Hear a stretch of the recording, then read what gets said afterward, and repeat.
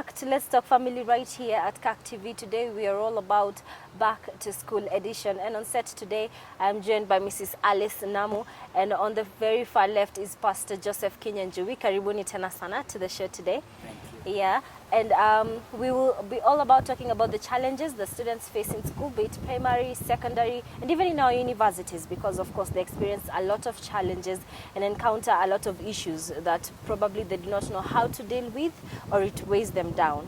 So today, to begin with, I want us to start with the just released KCPE and KCSE results, which we've seen students celebrating because of very excellent results, which is a very good thing.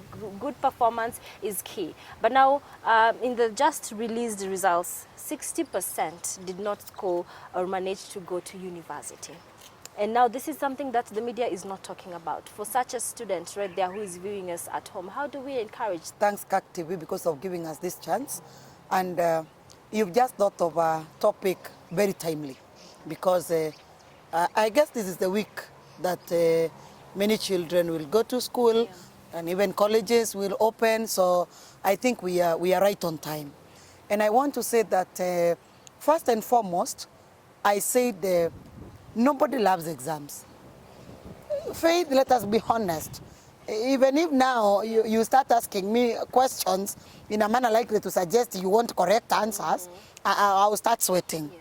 So I just want to say that I, as a parent, and us here as a panel, let us first take this chance and tell the students and the pupils congratulations for what they did. Whether they give us 150, whether they give us a D-, whether they give us a C+, now that is no longer a topic. The topic now is, now that you did that, what next? Right? So we are no longer discussing, and I believe in homes now, they are not discussing the results. It's already now an outdated thing. Now what we are discussing is now from where we are, what next? And Faith, I just want to say that it is not results that determine your life.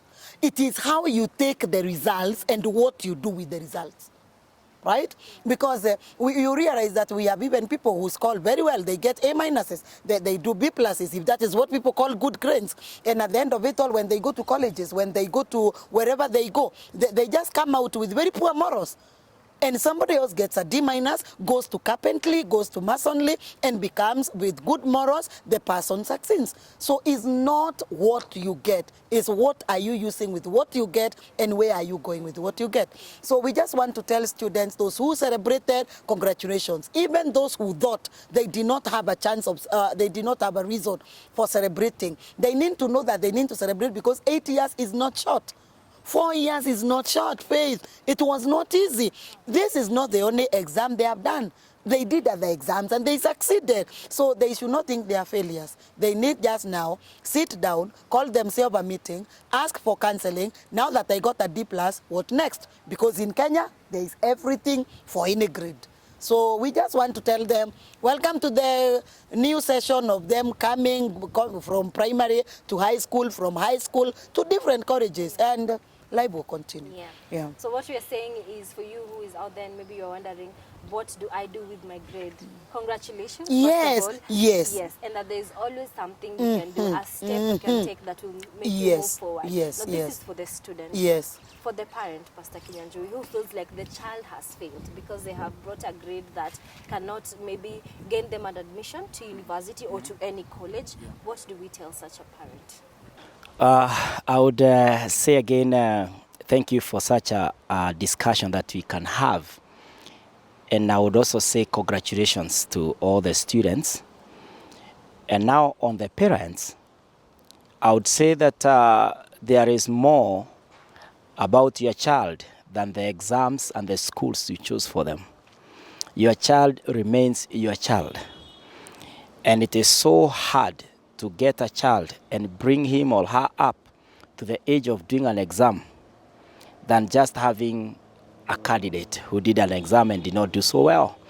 And so the work as a parent that you have done is worth, and it cannot be measured and be determined by the outcome of 40, 50, or 5, 10, 2 weeks day of exam.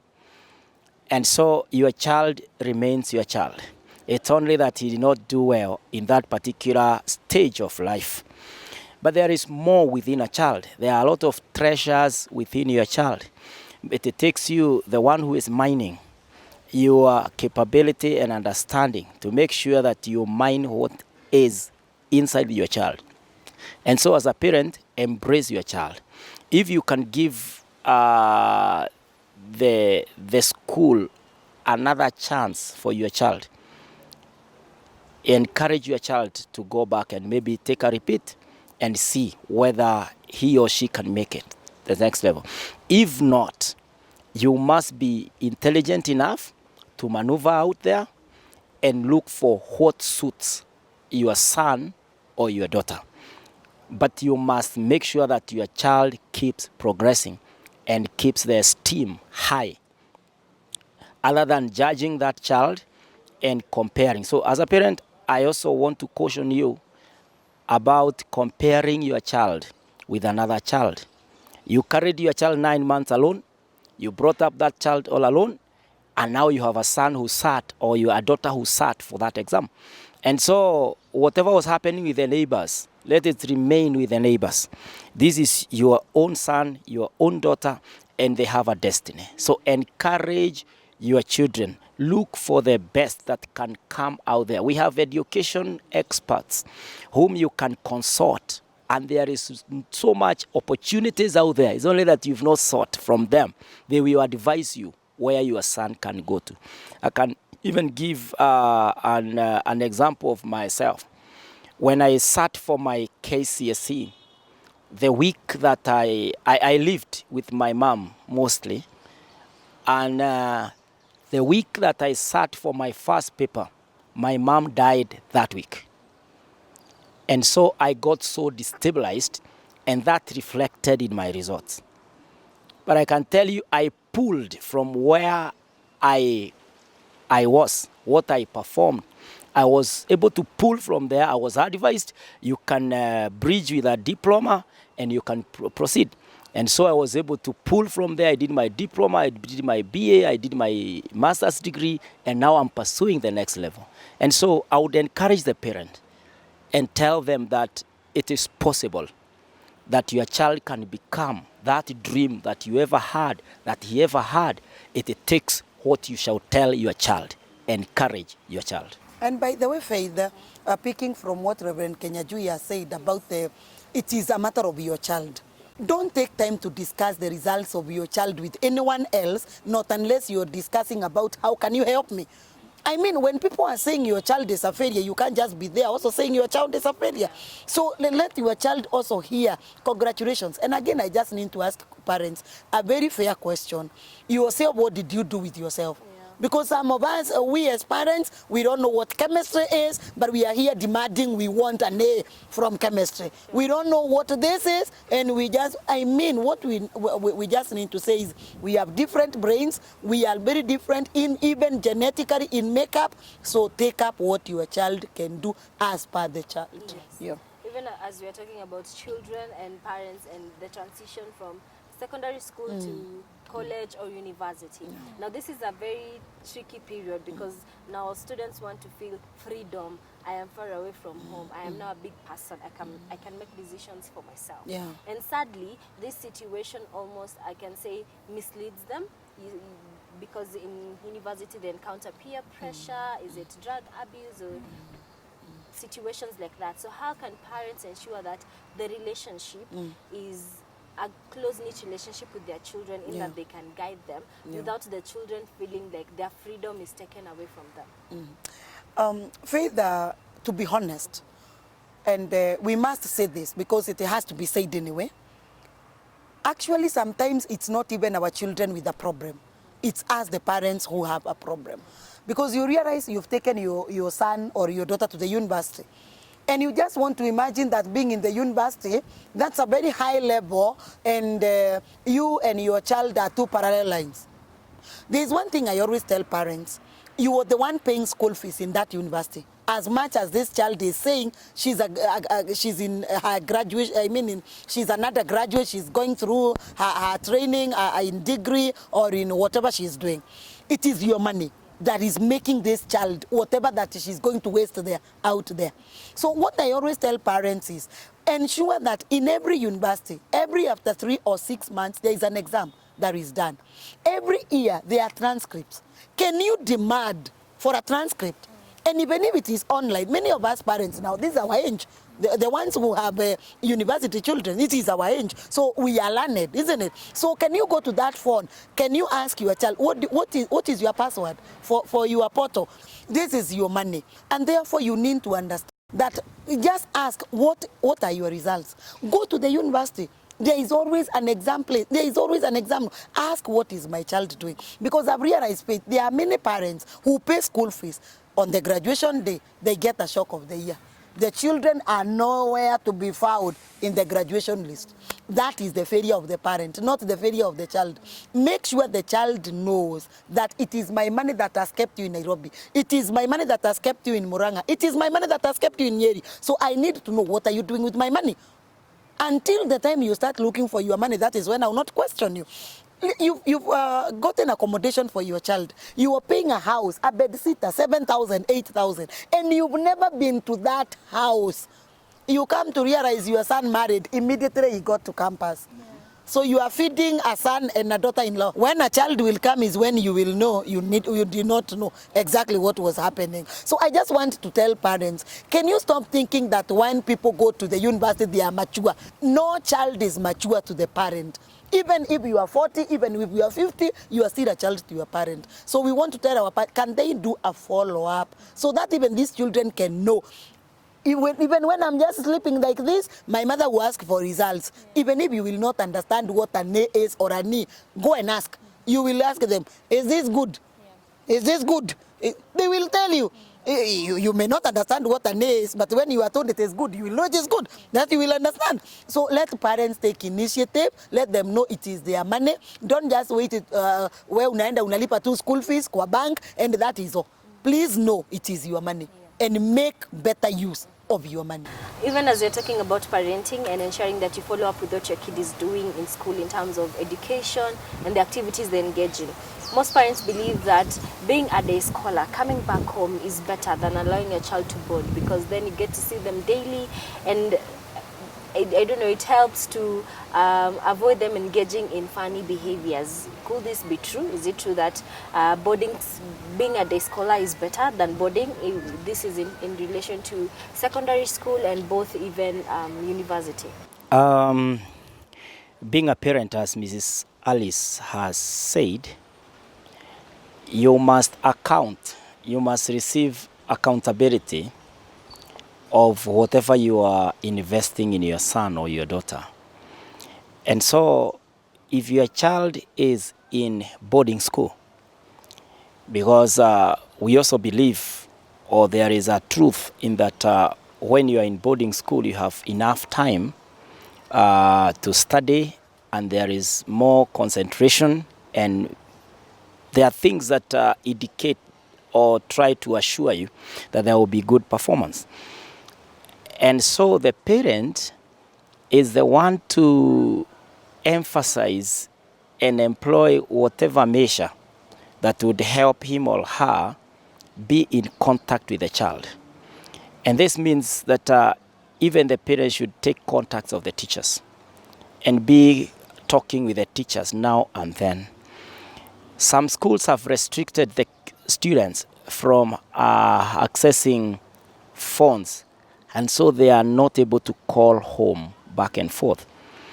And so the parent, when it comes to such a setting, should organize. You can go even an extra mile and become a friend to the teachers. And through that, your son or your daughter is able to connect with you, even during weekends. And you can even go and create a relationship whereby you are able maybe to pay visits to your son or to your daughter, if you care. And this care must be there anyway. When we come to the day scholars, it is important that the parent also takes stock and understands that them coming home does not mean that they did not pass somewhere. They did not access something. like the drugs, or even meet a friend, or maybe they are not even working hard in school. So as a parent, you need to reinforce on your follow-up. Check with the homework. If this is a day scholar student, check with the phone. What is the content of that phone? If at home they are able to access the internet, what are those sites that they are able to access? And so as a parent, whether the child is in boarding school, the child is in day school, you must always emphasize that I need to know, I need to contact my child as much as I can. Them that are in boarding school, the moment they come on holiday, spend enough time with your son so that you are able to discern and detect whatever that could have went on without your presence. Okay, if we would compare about vulnerability of the two kids, one in day scholar and the other one is a boarder, you would find that the one in boarding school is more vulnerable than the one that is day schooling, because the one in boarding school, sometimes there is fear of molestation. What is happening? So in day schooling, the parent needs to keep alert and keep the child as close as you can, monitor. The one in boarding schools, when they break for holidays, make sure that you follow up. You spend as much time, because it is compensation. You've not been with them and now you have them. How much can you learn out of what happened behind the doors and they could not tell the teachers, and even themselves they could not avoid it. They were forced into it. The learned habit, you should make sure that it is unlearned. You unlearn it with them so that your child is still your child, even as you move on. In either of the cases, whether day schooling or a boarder, the parent must remain in charge.